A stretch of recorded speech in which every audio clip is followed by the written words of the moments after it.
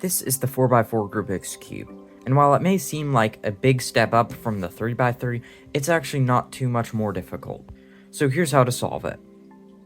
The first step is to make a center that looks like this, but not any center, specifically the white center. Because how this will work is we'll make all of the centers, connect all of the edges, and solve it just like a 3x3.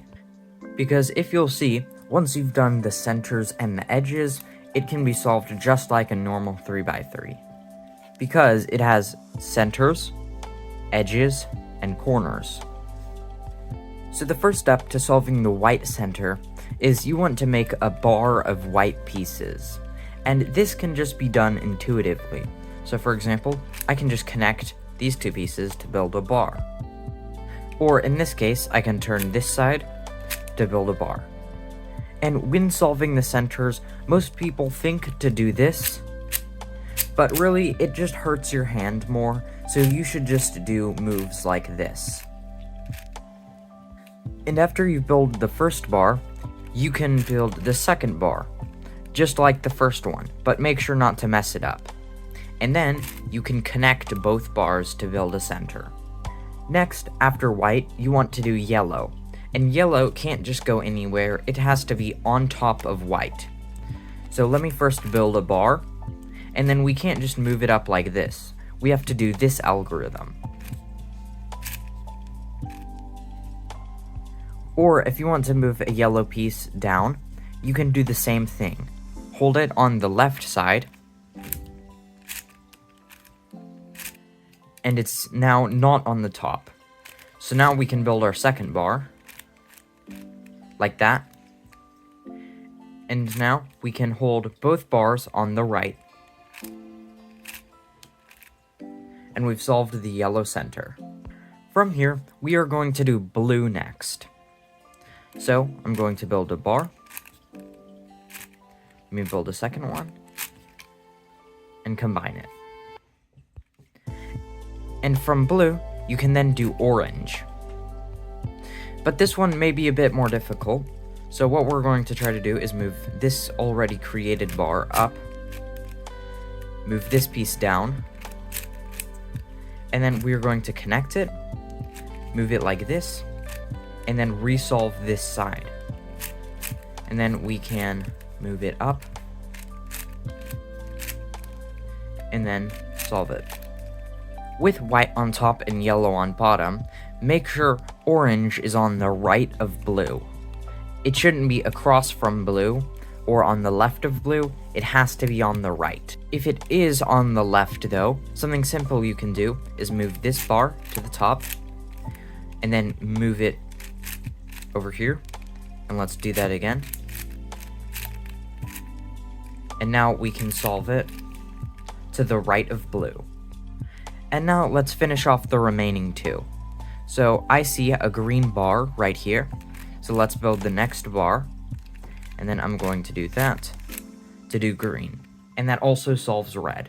Now, make sure red is across from orange, not next to it like this case. And make sure green is across from blue, not next to it like this. If you do find that green is next to blue, or red is next to orange, what you can do is hold red on top and green on front to bring it on top. And now let's move this bar on top as well. And that has swapped the two centers. So now this should be the correct color scheme. A way to check if the color scheme is correct is hold white on the side, specifically the left side, and check B, O, G, R, or blue, orange, green, red, and this should spell boger. The next step is to solve all of the edges, and you can do this with a simple algorithm. So first, you need to find two edges of the same colors. For example, I have orange and white. So what we are going to do is this algorithm called the sledgehammer to move it down into the middle layer, because this one is already in the middle layer. And it looks like this. And now they should be right across from each other. If you accidentally make it so they're not across from each other and it looks like this, what you can do is a sledgehammer, and then turn the top and do another sledgehammer. Next, what you can do is this short algorithm, which looks like this. And then you can do a sledgehammer, turn the top, sledgehammer, and then undo this move. And now you have an edge solved. I'll give you another example. I see these two pieces, so I'm going to move this down.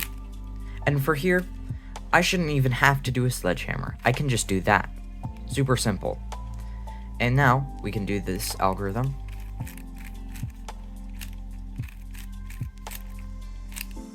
And we've made our edge.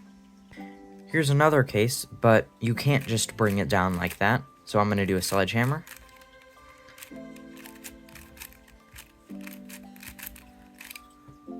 And then just keep doing this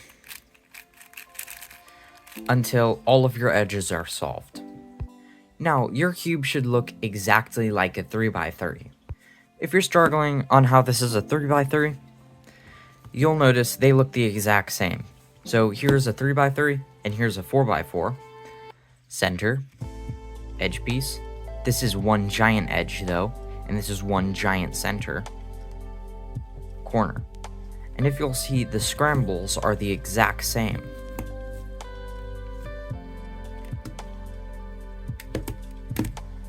This is called parity. And you know this is parity because this is a case that is impossible to recreate on the 3x3 without taking out a piece and swapping it around. So you need to learn an algorithm to solve it. It's a pretty long algorithm, but I don't find it too hard to memorize.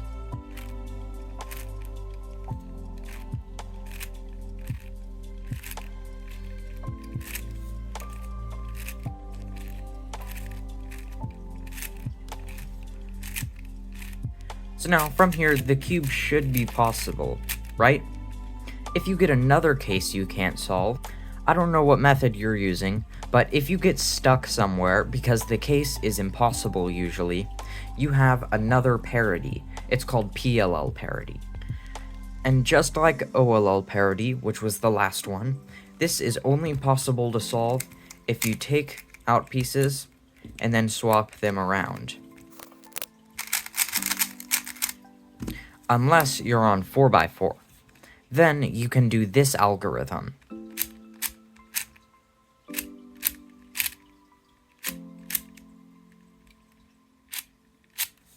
Once you've done that, the cube should be possible to solve. And then after you do that final step, your 4x4 should be solved.